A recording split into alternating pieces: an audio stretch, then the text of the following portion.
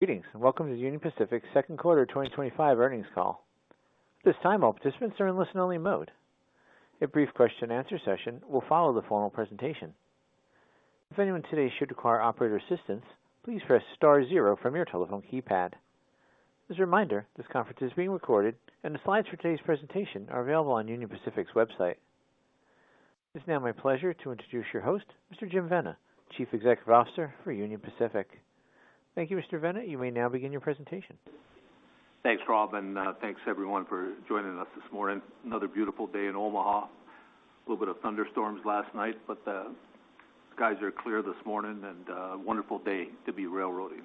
So good morning, everyone, and thank you for joining us today for Union Pacific's second quarter 2025 earnings call.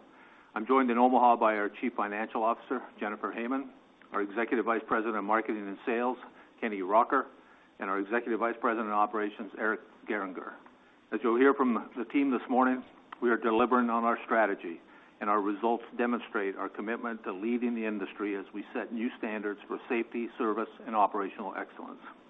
Now, if we turn over to slide 3, this morning Union Pacific reported 2025 second quarter earnings per share of $3.15.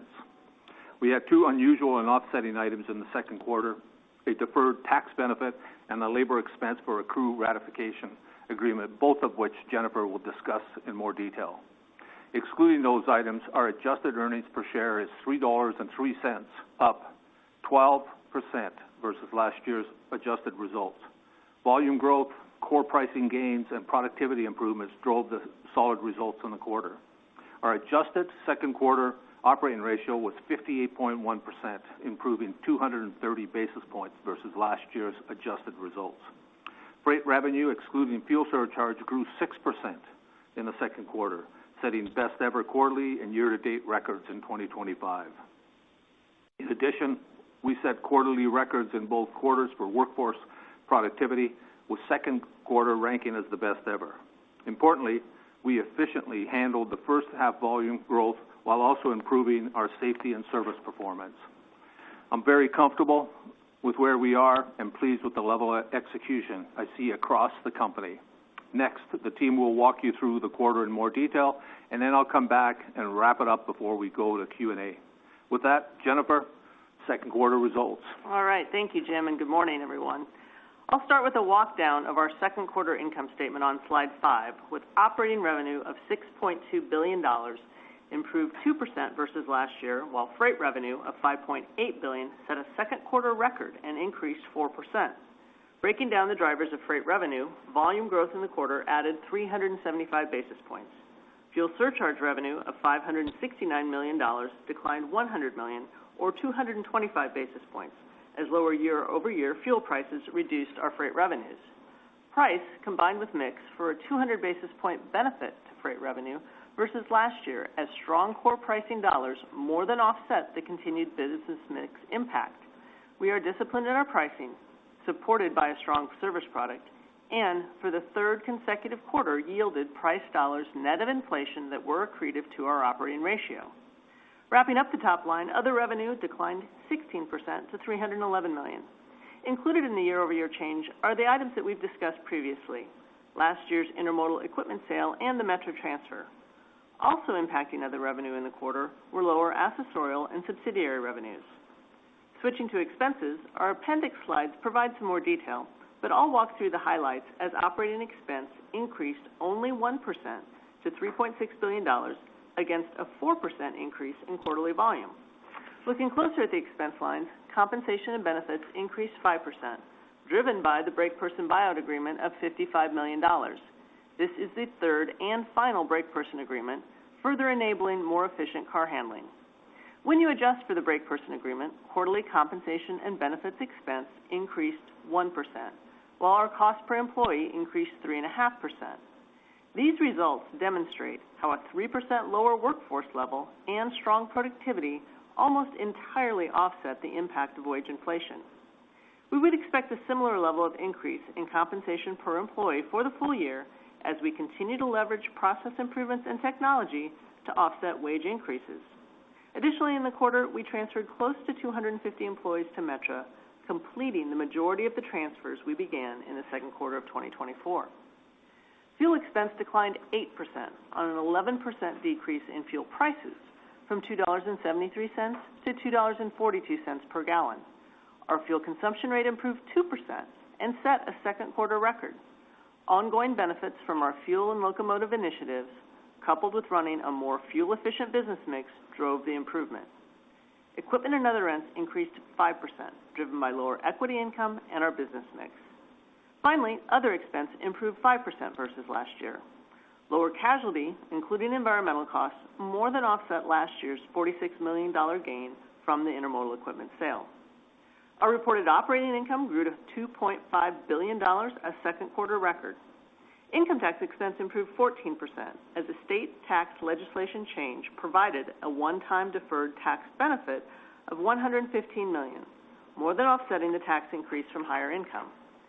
Our reported net income totaled $1.9 billion and earnings per share was $3.15. Excluding those unusual items in the quarter, adjusted earnings per share was $3.03. Our adjusted operating ratio came in at 58.1%, reflecting the 90 basis point impact of the break person agreement.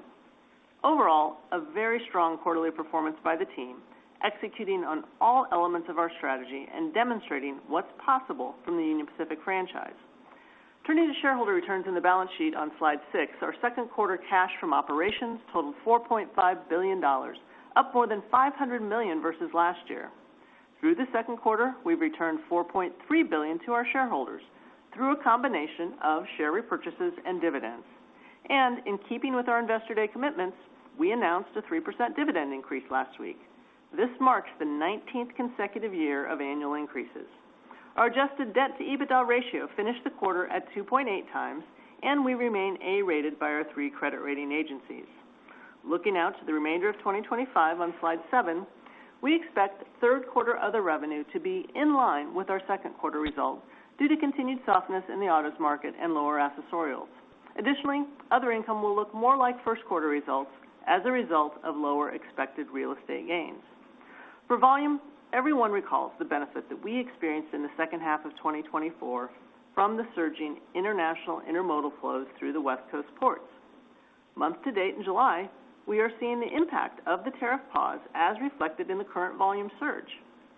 Similar to last year, we're seamlessly handling this volume, although we do expect volume to moderate to the point of sequential declines through the quarter. On the flip side, our diverse franchise is providing numerous growth opportunities, which Kenny will discuss a bit later.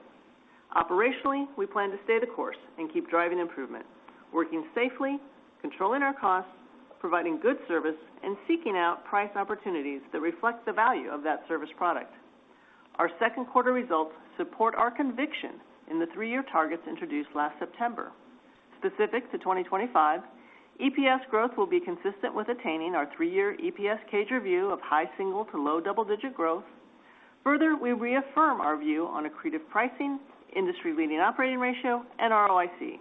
And of course, our capital deployment strategy is unchanged.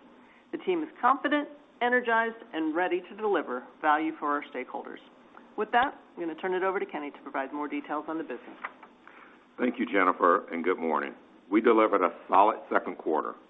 Freight revenues totaled $5.8 billion, which was up 6% excluding fuel surcharges, driven by strong core pricing gains and increased volume. Confident in the strength of our service product, the team remains bullish on our pricing strategy, and this approach continues to deliver positive results.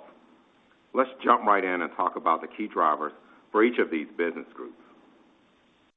Starting with our bulk segment, revenue for the quarter was up 10% compared to last year, with an 11% increase in volume, while our lower fuel surcharge and business mix resulted in a slight decrease in average revenue per car.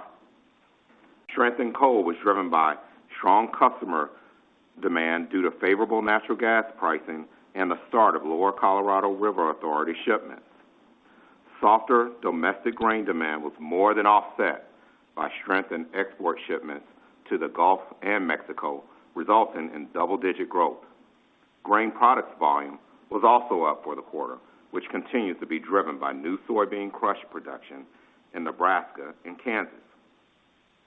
Turning to industrial, Revenue was up 4% for the quarter on a 3% increase in volume and a 2% increase in average revenue per carload. Strong core pricing gains were partially offset by business mix and lower fuel surcharges. Rock shipments remained solid this quarter, driven by strong customer demand and favorable weather conditions compared to last year. And increased shipments of industrial chemicals were partially offset by continued softness in our forest products markets. Premium revenue for the quarter was down 4% on a 1% increase in volume and a 4% decrease in average revenue per car, reflecting the mixed impact of increased international intermodal shipments and lower fuel surcharges. Intermodal volumes continue to show year-over-year growth as our business development efforts offset market uncertainty and slower consumer spending. Automotive volumes were down based on reduced OEM production. Turning to slide 10, despite the challenging market outlook, our hustle mindset and continued focus on business development gives us the edge to outperform. Starting with bulk, we expect coal volumes to significantly exceed last year's levels, driven by current forecasts for natural gas prices through the remainder of 2025 and the new volume with LCRA. Grain had a strong first half of the year, and while we are still a couple months from fall harvest, the 2025 crop looks favorable, and we are working to finalize customer demand. We're evaluating competitive risk to the fourth quarter exports. As it relates to grain products, our intense business development focus will offset policy-related uncertainty in renewable fuels and associated feedstocks. Moving to industrial, our strong investments in our Gulf Coast franchise continue to help us win in the petrochemical markets. For example, we are proud to serve Dow's new expansion in Freeport, Texas, which began operations last month. We anticipate stable performance in the metals and minerals markets. Tariff activity continues to impact metals shipments, but this is balanced by continued strength in construction, specifically in the South. With our exceptional service, we're well positioned to capture that demand. Additionally, we anticipate petroleum volume to remain challenged due to business shifts and our commitment to balance volume at the right margin. Wrapping up with premium, as Jennifer indicated, strong comparisons and port shifts will challenge international and domestic intermodal volume. We saw an uptick in automotive volumes at the end of the second quarter, and we recently converted new auto parts volume originating from Mexico. That said, softer vehicle sales are a concern. While we remain mindful of external pressures, including potential tariff implications that could influence consumer behavior, we're focused on the strengths within our control, and I am confident we'll win in the marketplace. That confidence is reinforced by the investments we're making to expand our capabilities and our footprint. Just last week, we opened our new Kansas City intermodal terminal, our fourth new intermodal terminal in the past few years. Since 2020, we've invested over $1.4 billion to support growth and expansion in our intermodal business. But our focus extends beyond premium. The industrial development team is actively driving carload growth, managing nearly 400 projects that are opening new doors for us. So, as we move into the second half of the year, I'm encouraged by our dynamic service and adaptability of our team. What truly sets us apart is our relentless ability to rise to any challenge, from unexpected international intermodal volume to surges in coal. We've proven we will deliver. Our commercial and operations teams are working together to unlock growth in unexpected areas. We don't wait for opportunities. We create them, turning momentum into impact and driving results that matter. And with that, I'll turn it over to Eric to review our operational performance. Thank you, Kenny, and good morning. The team delivered another strong operating performance in the second quarter, demonstrating exceptional results behind our strategy of safety, service, and operational excellence.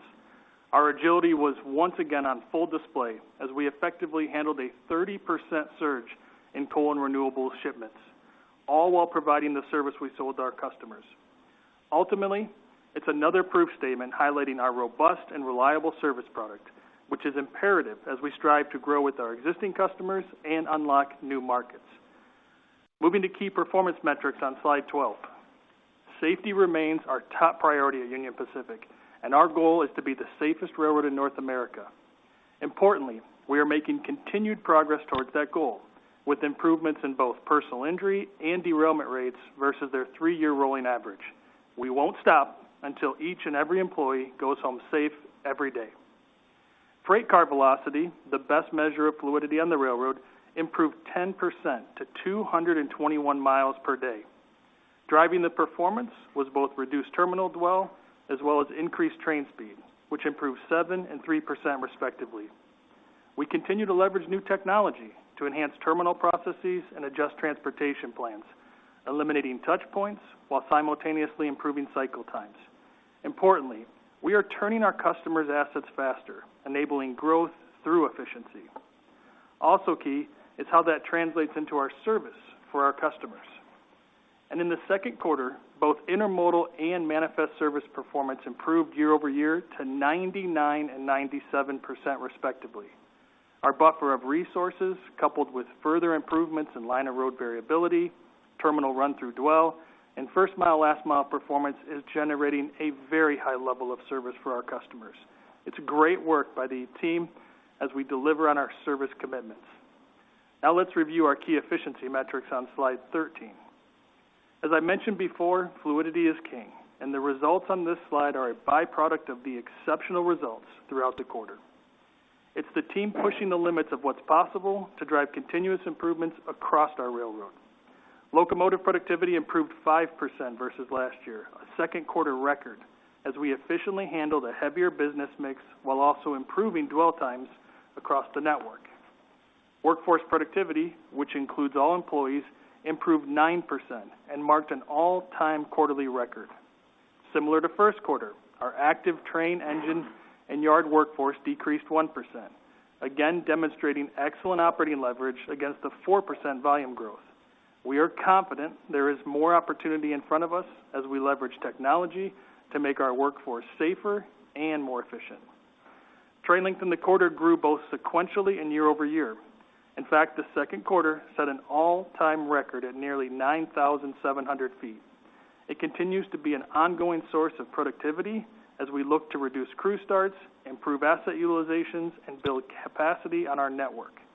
Wrapping up, we have tremendous operational momentum that is enabling growth across our railroad. Our footprint is unparalleled and built to handle that growth. It's on us to execute it in an efficient, service-focused manner.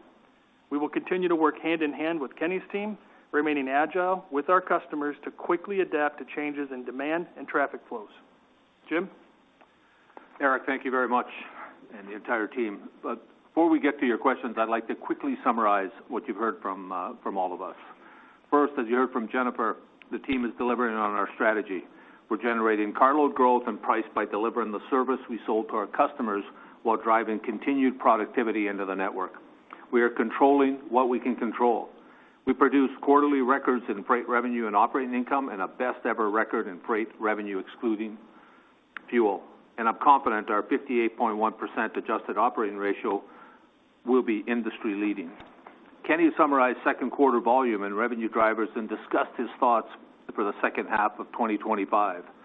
Unknowns remain, but we are focused on outperforming our markets and pricing to the value we're providing our customers. The second quarter surge in coal and our ability to seamlessly handle it demonstrates the value our buffer of resources provides as we compete and win business. Next, Eric reviewed our strong operating results. Safety metrics continue to show great improvement as we strive to lead the industry and bring our employees home safe. Operationally, the network is running at a very high level, delivering on our service and operating plans. We will remain agile and ready to handle whatever comes our way. Wrapping up, we remain committed to the long-term guidance that we laid out at our Investor Day last September. You see that in our results and in last week's dividend increase. We are confident we will remain the industry leader as we drive value for our shareholders. The foundation is built. We are growing with our customers, and we have strong momentum as we continue to maximize the value of this great franchise. In addition to today's earnings release, we also just announced that Union Pacific and Norfolk Southern are engaged in advanced discussions regarding a potential business combination. There are no assurances that we'll reach an agreement, but we are talking. We will not comment any further until there's something to disclose, and we will not take any questions relating to this topic during the Q&A. With that, Rob, we're ready to start the Q&A. Thank you. Thank you, Mr. Vena. We'll now be conducting the question and answer session. If you'd like to ask a question at this time, please press star 1 from your telephone keypad, and a confirmation tone will indicate your line is in the question queue. You may press star 2 if you'd like to remove your question from the queue. For participants that are using speaker equipment, it may be necessary to pick up your handset before pressing the star keys. Due to the number of analysts joining us on the call today, we'll be limiting everyone to one question to accommodate as many participants as possible. Thank you, and the first question today comes from the line of Jon Chappell with Evercore ISI. Please proceed with your question. Good morning, John. Thank you. Good morning, Jim. That's quite a curveball with the press release and not taking any questions about the thing everyone's going to ask you about. So let me phrase it this way, and you can answer it how you so choose. Everything you just laid out before the mention of the press release is everything you said you're going to do and you're going to join. The momentum's amazing. The OR is best in business.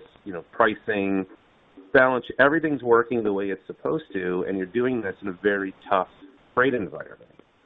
So why now potentially take on, a multi-year distraction that could potentially sidetrack the organic momentum that you're already building? So why don't we back up a little bit in time, because I think you have to think about things in time and place. So I've been involved with Union Pacific with a short little time when I was on sabbatical, as I describe it, since 2019. And since 2019, it was a journey to be able to have a team, which I'm very proud of, the team that's sitting here with me, and everybody that works at Union Pacific, to fundamentally drive the efficiency, drive the productivity, drive that customer focus, drive the capability to deliver and sell and be able to move products at a high level for our customers in an efficient manner. If we look forward, truly it's we look at what's possible and what's better. And that's what this is all about. Is everything else in the world is moving ahead, technology-wise, and fundamentally going to change. So I've been railroading for maybe way too long, and I remember when there was 5 people on trains, and there was 4 and 3. I also remember when locomotives couldn't communicate and we could not run in train power. If you stand still, you get left behind.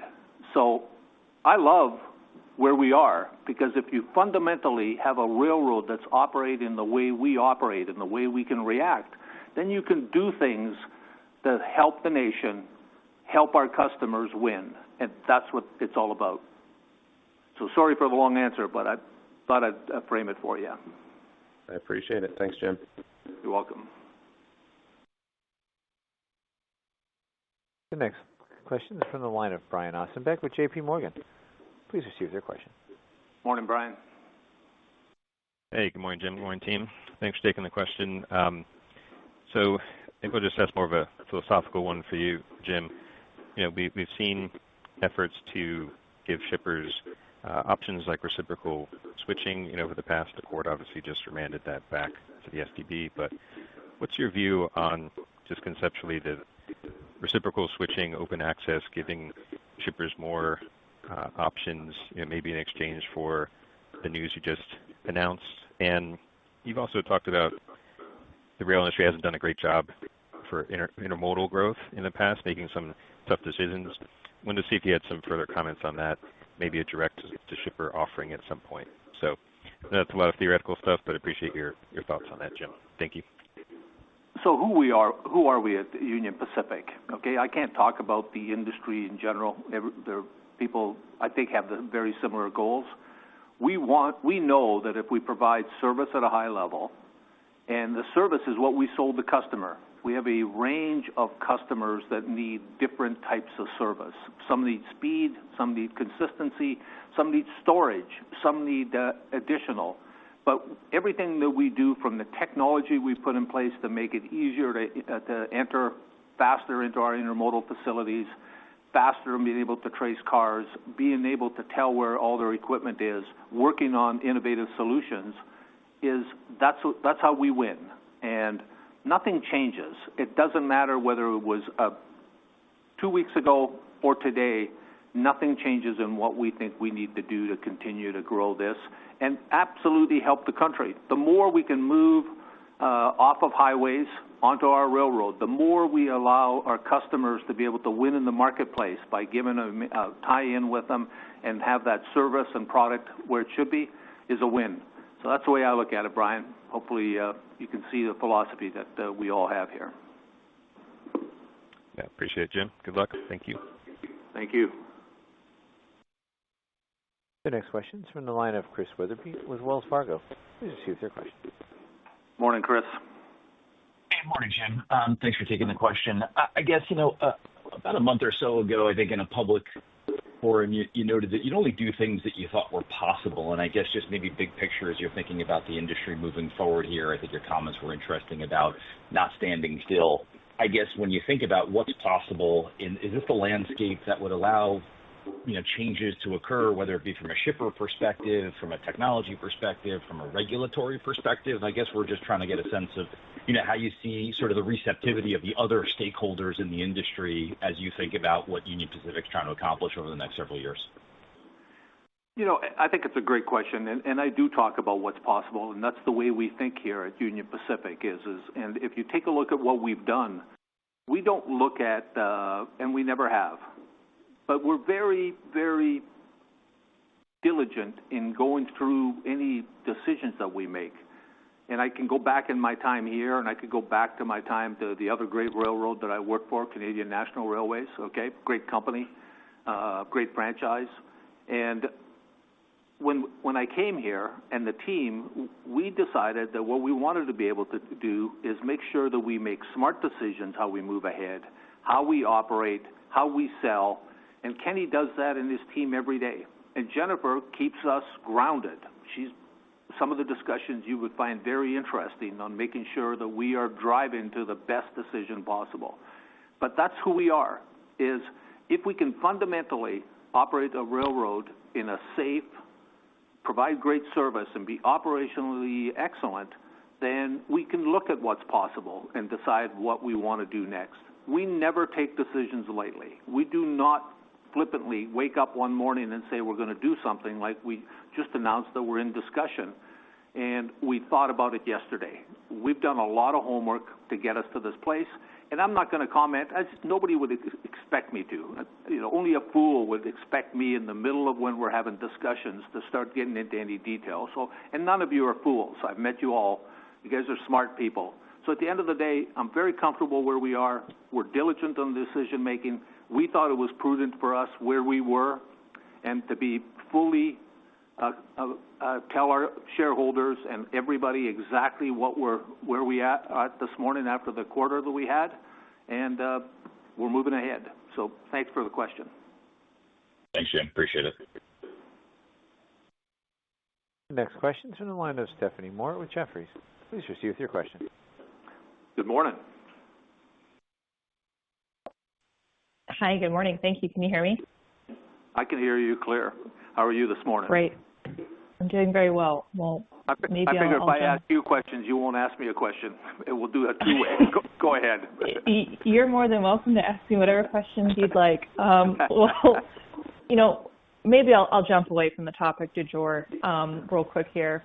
I wanted to talk a little bit about the rail itself. I mean, you've made tremendous progress. The network is working about as well as it has. So as you think about the back half of the year, and you talk about really the cost performance as we go from 2Q to 3Q, if you wanted to share any puts and takes about anything that might not continue from the second quarter into the third quarter, and at the same time how we should think about maybe some potential benefits as we look to the back half of the year and ultimately hitting that full year target. Thank you. You know what? You guys are probably getting sick and tired of listening to me already. So I've got a couple people here that can give you a real wholesome view on it, and all three of you, please jump in. But Eric, why don't you start about what you see second half, what you're thinking about operationally, what's possible, and Jennifer and Kenny, you guys want to jump in? Away we go. Okay. Yeah. So 2 quarters in, and certainly in this quarter, we're already demonstrating a very high level of productivity and certainly a very high level of service to our customers. When you think about the second half, and as we think about how we're going to execute that, the game plan really isn't different. We've got a great team executing against some very challenging goals, and they're delivering on those goals. Now, we're looking for opportunities always. It never ends. That perpetual dissatisfaction that I've spoken about before, that's our mindset, or seeing what's possible. So I still see opportunities in how we think about improving service from a dwell perspective, which also has the benefit of driving efficiency to make Kenny even more competitive in the market with this team. I still see opportunities on the locomotive dwell side. We set a second-best record ever in the second quarter at 15.4 hours. There's no reason that can't be below 15, and the team's up against that. Even outside of the core transportation team, it's about how we think about automation within engineering and mechanical. So the plan isn't different. It's to continue to be safe, it's to continue to give good service, and it's continue to find new and inventive ways to be efficient. Yeah, so I'll go through a few things I mentioned in my script. Certainly we expect for our coal business to be up significantly. We're looking at grain. We've got a great harvest out there. We'll see where the demand takes us. I like the fact that our network, and Eric has a network that we can move wherever the grain and traffic flows take us. On the industrial side, I'm excited and pumped up about the wins that we have in the marketplace. We're winning as our customers are expanding on us, and they're aligned with the investments that we've made in the Gulf Coast. On the premium side, the fight will be on international intermodal. And bottom line is we've got to backfill that volume, and some of the ways we do that is on the domestic side. And I'll tell you, when you have a strong service product like we have, we're going to introduce new products.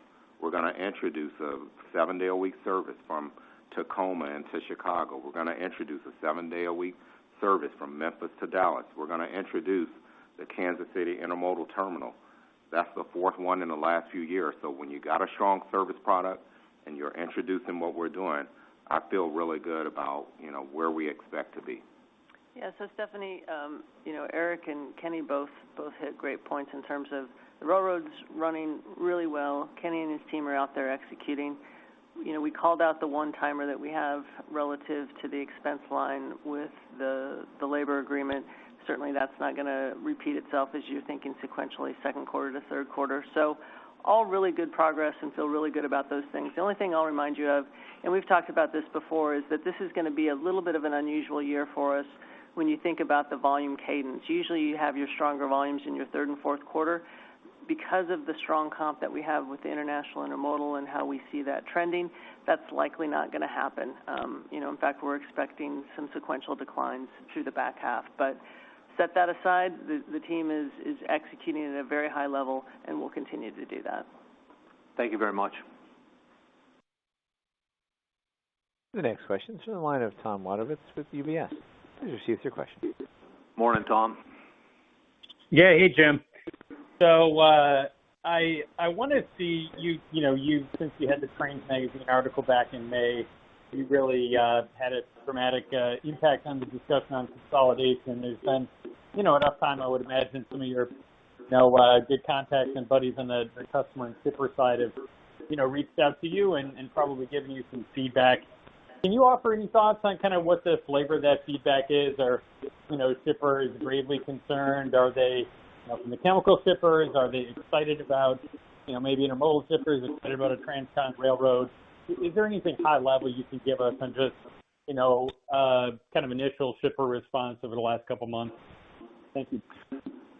So Tom, we deal with our unions and our employees all the time, and we decided this round to have direct negotiations, and we've signed up close to about 36% now of our employees are signed up or have a tentative agreement, and that's the way our relationship is with our employees. We want our employees to come to work, deliver. We need them to work and be very efficient. We give them everything we can to make sure that they work in a safe manner and all the training necessary using technology. So that's how I look at the labor and Union Pacific. It's in a real positive place, and we're moving ahead just like we want to under all the agreements that we have. Appreciate the question. Yeah, I think I was really asking more about shipper feedback on potential transcontinental. Yeah, Tom, I said it from the start. It's pretty clear. You never negotiate publicly. I think we came out and were very specific in what we said this morning, and that's about all I'm going to say. I'm not going to get into any other detail when you're in the middle of a negotiation. I don't know about you guys, but last time I looked, when I went and bought a home, and I've only moved like 19 times, I don't go tell everybody on the street what I'm thinking and where I am and what I'm going to pay or anything else. You're in negotiations. So it's advanced negotiations, which is good, but that's it. It's as far as I'm going to say, Tom, okay? Fair enough. Thank you. The next question is in the line of Bascome Majors with Susquehanna. Please proceed with your question. Morning, Bascome. Good morning, Jim.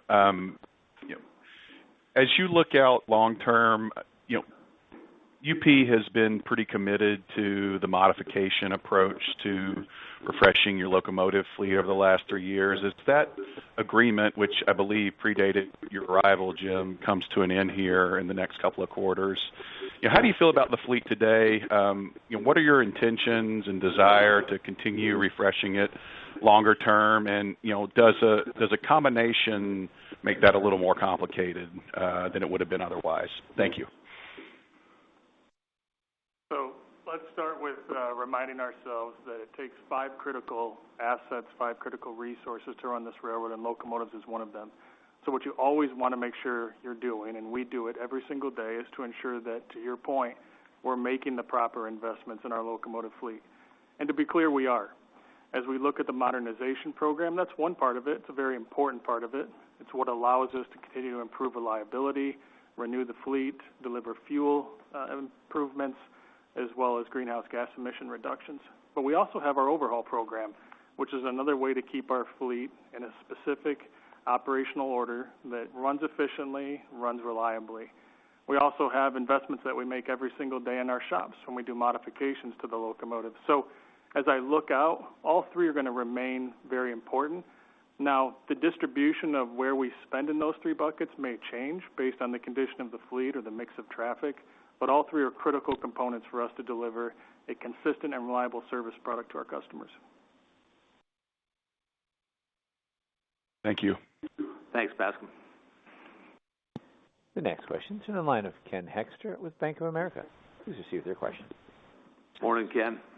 Hey, good morning, Jim and team, and certainly a loud announcement this morning. So I want to ask about the operating potential, right? You're at a 58.1. Maybe can you talk about where you think you can still take this railroad in terms of operating ratio efficiency?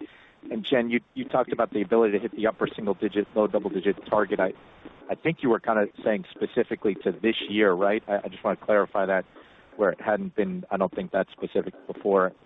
And Jim, just can you clarify, just using words, right? You mentioned it's an advanced. Is there different stages of discussions that we should be taking away with the advanced comment? Thanks. Well, that was pretty good, Ken. 3 questions. Jennifer, why don't you reiterate what our saying we're going to deliver moving forward, our guidance? Yeah, thanks, Ken. We have not said anything different on that EPS piece than what we've been saying all year. We're reiterating our 3-year target. We're confident in our ability to hit that. We've said that this year's performance will be consistent with hitting that. So there's been no change there. And, obviously the world's changed a little bit since last September. We weren't expecting tariffs. We weren't expecting some of the things in the economy. Conversely, we're running as well as we ever have. So lots of puts and takes. All in, we're still very confident in our ability to hit those targets. You bet. And on the second pieces of operational efficiency, Ken, you know me. You and I have talked. If we haven't talked 100 times, I'd be surprised. Is I'm very consistent on that. I don't get out and tell people and put a number out and say this is what we're going to deliver, because there's so many puts and takes in operating a railroad. But bottom line is, our goal is to be the most efficient. That would mean driving the operating ratio the lowest in what the business and the mix that we have can deliver. And that's what it's all about for us. And we're real happy in the last few quarters. I think we've been in the position that we're leading the industry in that, and we want to continue to do that. What it looks like down the road, I don't know. You know, if Kenny could go get a whole bunch more price, he would really help us on the operating ratio. So maybe I'll have to push him a little harder, Ken. I know you've told me a few times that I push Kenny a little too hard, so I just thought I'd remind you about that. Did I miss any of your questions? Because you had 3 or 4. Just the advanced comment.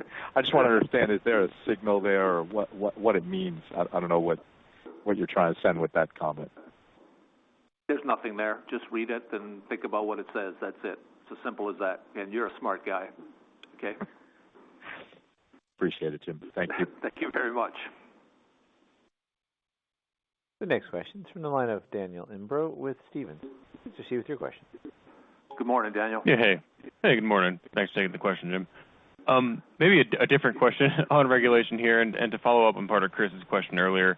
Just with the new administration and maybe lower regulatory backdrop, are we seeing any progress on things like 0 to 0, one-man crews? I mean, you mentioned you knew when it was 5-man crews, 4-man crews. I mean, any progress on that push towards automation, or any closer to a more efficient future with this new administration?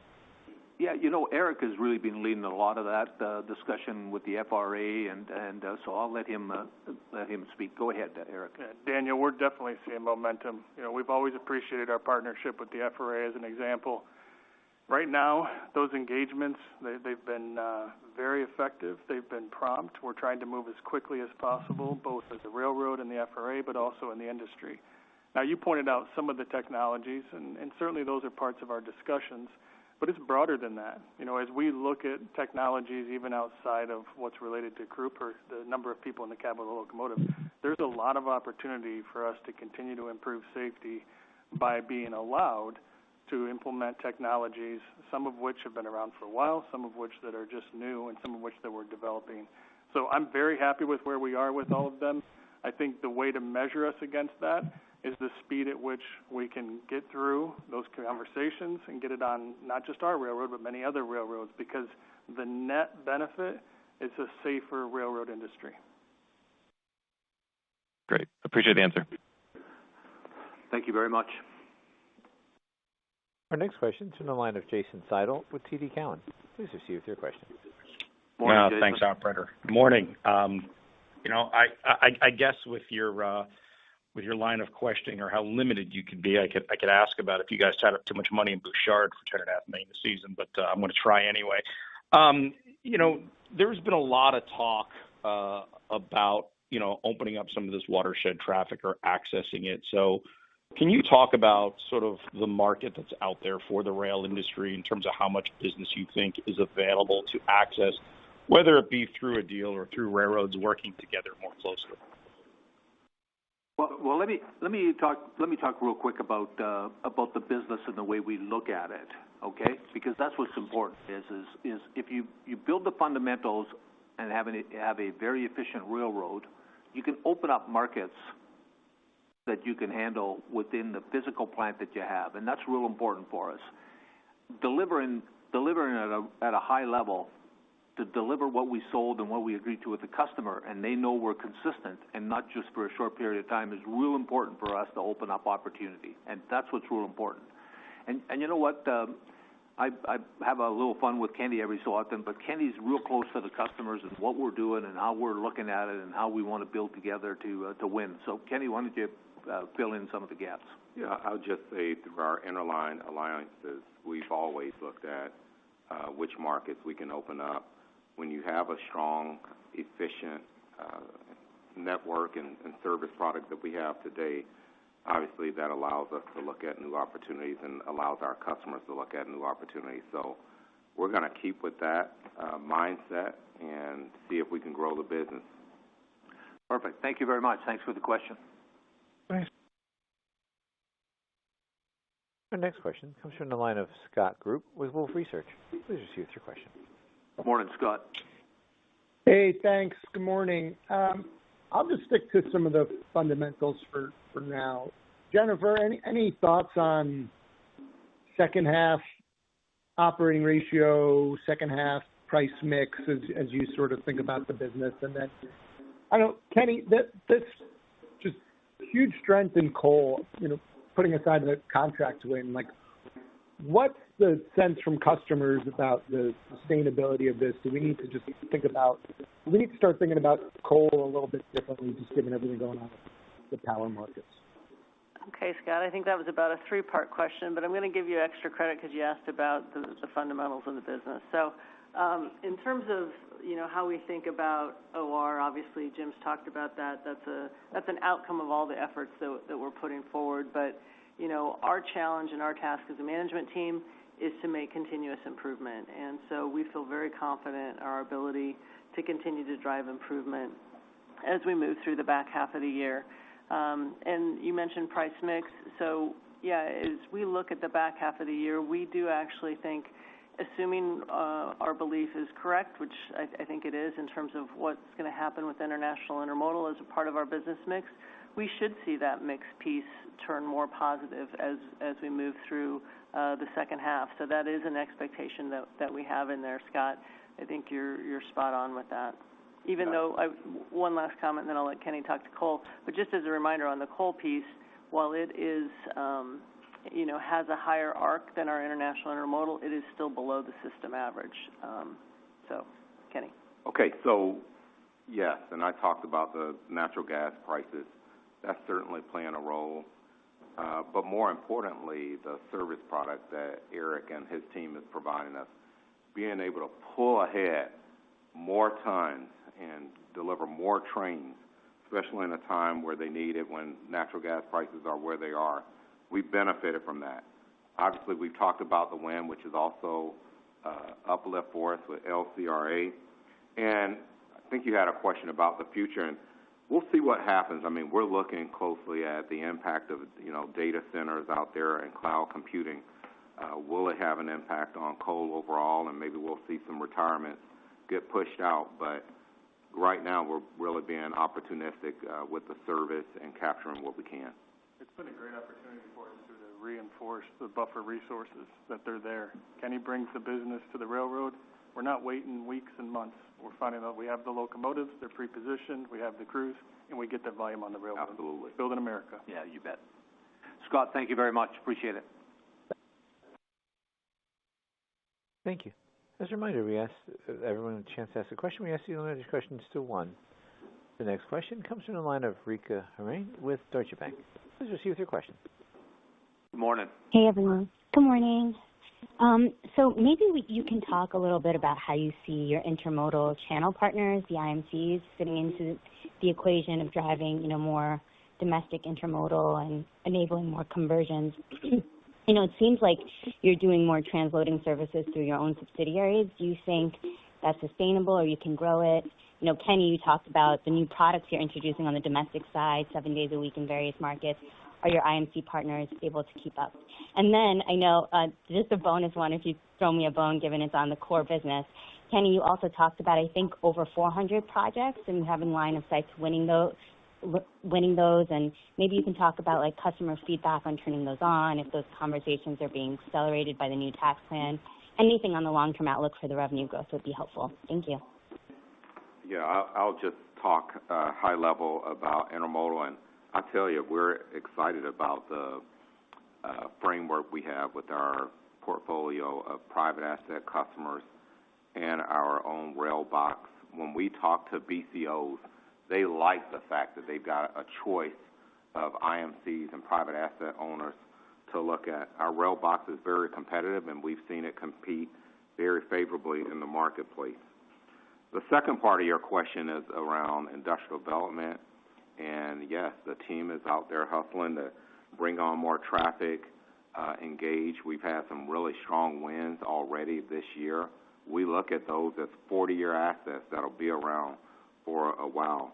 We've seen the cadence there, a slight uptick in run rate from what we've seen in the previous year. It's hard to pinpoint down. That's because of the administration or some policy change, but we're encouraged about in the future of how those projects will shake out. Thank you. Great. Have a good day. Thank you. Our next question is from the line of Brandon Oglenski with Barclays. Please proceed with your question. Morning, Brandon. Hi, good morning, Jim. And I guess I want to ask one on the historical perspective of the industry, just given your career. Like, how has the interchange process for customers evolved? I mean, we always used to talk about Chicago as being a real pain point. And so I guess can you talk to where that is today, some of the challenges that you still see with your shippers, and maybe some of the inherent limitations on dealing with that given today's structure? I think you always have to look at how you simplify the movement of products, and we do that internally in how we use our network, and it's a great example of how we operate. So you can come out of the LA Basin with a number of different products, not just intermodal, and decide how you're going to move it to the different markets and what you've sold to the customer on speed and what. The more you can do that so you remove touch points, and we do that all the time. Eric, we spend a lot of time looking at ways that we don't have to process cars in multiple hump yards or multiple switching facilities. And that's one of the, here I am talking about our secret sauce. We spend a lot of time worried about and have technology that helps us be able to examine it. So for us, that's real important. That's the way we operate. And if you can have a much more fluid, less touching railroad, and that's what we've driven, it helps us being able to provide a higher level of service because you remove some of that noise that happens when you hand off. So, if it gets to the hump yard in Inglewood and you hump it there, and then you want to go all the way to Minneapolis, and you're trying to figure out that we used to touch those cars 2 or 3 times. Every time you touch, something could go wrong. But if you do it in a much more seamless manner, the way we have, and also in a cost-efficient manner, it's a win-win. And sorry for getting into the detail, but that's just the way my mind works. And I think Eric does as good a job or maybe even better than me at looking at that stuff. So I give the team a lot of credit. And Kenny loves it because we remove some of the noise on how we move the traffic and make it less expensive for us to move. So that's the way I look at it. Thanks for the question. Thank you. The next question is from the line of Walter Spracklin with RBC. Please proceed with your question. Morning, Walter. Hey. How are you? Good morning, Jim. Good. My Oilers didn't make it again. Yeah, our Leafs didn't either. I remember the last time we were talking. Son of a gun. Yeah. Okay, keep on going. What can Let's you get do? back to railroad. Absolutely. So I'm going to put merger. If we put aside merger talk, Jim, and you and I, we have talked in the past about U.S.-bound traffic making its way up through Canadian ports, and that's been a target for you in terms of repatriating that. I was wondering, have you ever quantified that as a total addressable market as to how much you could repatriate? And even if we were to go after that, is the port a big bottleneck at all, and in terms of you getting that volume, or is it forget that volume? If we get more east-west fluidity, it's really domestic that you're going to focus on, not international intermodal. Well, I think as a railroad, we look at all ways to be able to grow our business and to win in the marketplace. And that it's the entire supply chain is the only way you win. You can have the most efficient one piece of it that will not, Walter, allow you to win that business. But if you can deliver it, and listen, the Canadians, and I was there with CN, they've done a CN, and I don't know CP quite as well, but I'm absolutely sure that Keith's all over it big time. He's a smart guy. Same thing with Tracy, very smart person. So at the end of the day, they're working hard to make their supply chain better. My job, and all of us here, is to have a competitive product that we can win. We are competing as railroads every day. So I'll be honest, if I could figure out a way to drop about 3 trains a day coming out of Canada, going into Chicago, and win in that marketplace, I think that's my job, and that's my responsibility, and I would do it. Kenny, anything you want to add? Yeah, just to reiterate, very strong service product. You heard me talk about ways that we can penetrate those markets. How do you get a service product that we've created from Tacoma into the Chicago market. That's one way. Another way is creating a new ramp at Twin Cities. So we are on offense when it comes to trying to go out there and grab new business. Walter, thank you very much. Appreciate it. Thank you, Jim. The next question is from the line of Jordan Alliger with Goldman Sachs. Please proceed with your question. Yeah, hi. Morning. Morning. Just curiosity question. Simultaneous with the discussions you're having with Norfolk Southern, do you actually pre-discuss or engage in pre-merger chats with the Surface Transportation Board around this? Thank you. Yeah, listen, I appreciate the question, but like I said, we've given all the information in those two lines that we put out, and that's where we are right now. I think that's a lot of information we handed out today. So for us, that's where we are, and we'll see what happens next. But I appreciate the question. Thank you. Thanks. Next question is from the line of David Vernon with Bernstein. Please proceed with your question. Hey, guys. And Jim, thanks for disproving the thesis that volume service are somehow in this quarter. Very good set of numbers. Thank you very much. Kenny, as you're looking at the tariff impacts on some of the grain export risk, I guess it occurs to me that the export side of the equation is going to be a negative. But as you're looking across the business, whether it's metals or some of the more domestic movements, are you seeing any positives as freight flows are kind of being redirected, or tariffs are incentivizing additional production inside of the U.S.? Can you talk a little bit about how that balances out from an overall impact on the book of business? Thanks. Yeah, David, first I want to say the biggest positive is the service product that we have out there to handle the stops and starts that come with tariffs that we've seen over the last, call it, 7 to 9 months. Also traffic flows have changed, and so when you have a prepared service network and strong service, that's the positive for us. Taking a step back, if you look at it externally, we are starting to see a few green shoots out there. I met with a customer a couple months ago that said that they were shifting some of their production from Asia into Mexico, and we've got a strong service product coming out of Mexico. I mentioned our industrial development pipeline. We're keeping an eye on that to see if we see a little bit more growth on the metal side. Over the long term, we think that that'll be a positive for us, even if it doesn't happen today or next week. So encouraged by that. Thank you very much. Appreciate it. All right. Thank you. Our next question is from the line of Ari Rosa with Credit Suisse. Please proceed with your question. Ari, good morning. Hey, good morning, Jim, and congrats on a nice quarter here. Jim, you talked about evolving to the changing business environment. It's not really M&A specific, but I was hoping you could talk about what constraints you think UP has from kind of a structural network perspective that inhibit its growth, and kind of what prevents you from taking more share off the highway, especially with the service levels as strong as they are today. Okay. You know what? I've answered that sort of type of question a lot, and I like to push my team a little bit. So, Jennifer, it's yours. Well, thank you, Jim.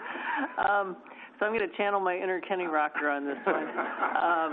But, I think, first of all, it does start with the fundamentals of how we approach our customers and how we can be flexible with them and how we can provide a great service product. So one of the things we really haven't talked about maybe and should talk about more is Eric and his team are very much partnered with Kenny's team to say, what does this customer need? We're deep into those conversations, not just saying, here's our service product, do you like it? It's more, what service product do you need, and how can we introduce that? How can we serve you better to meet those needs?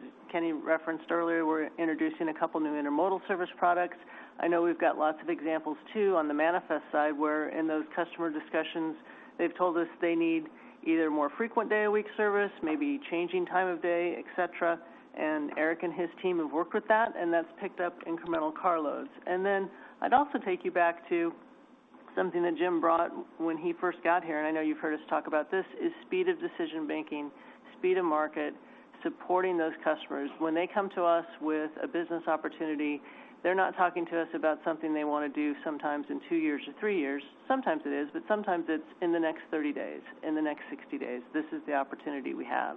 And so by being much more nimble, we've layered the organization, that's allowing us to jump in there and attack that as well. And with the strong service product, we're saving money for our customers by taking days out of their transit time. That's real money for our customers in terms of inventory and in terms of their equipment assets. So it's a all of UP kind of effort, and it's winning. And Kenny just raised his hand, so I think he wants to add something. Jennifer, you got an A+ for that. That was good. Thank you. The one thing I'll add that Jim and Eric have brought to us is around car supply and equipment supply, and nearing 100% in that order fulfillment number. We're really excited about that, and customers are excited. It gives us an opportunity to get 1 or 2 more cars out of that facility, so that's another win for us. Ari, thank you very much. The next question is from the line of Ravi Shankar with Morgan Stanley. Please proceed with your question. Morning. Great, thanks. Thanks for all the discussion today. Jim, maybe just a follow-up to a previous question. Obviously, you've had many customer conversations over the years. To what extent have you been effectively asked by your shipper customers to see if you can put together something like a transcon railroad because they want a service like that and they want to take trucks off the road? To what extent has this been precipitated by customer conversations? Customers tell us this. They've been very consistent with me my entire career. What's my service? How do I move to the markets? What are my options? And then it comes down to, what do you charge me for it?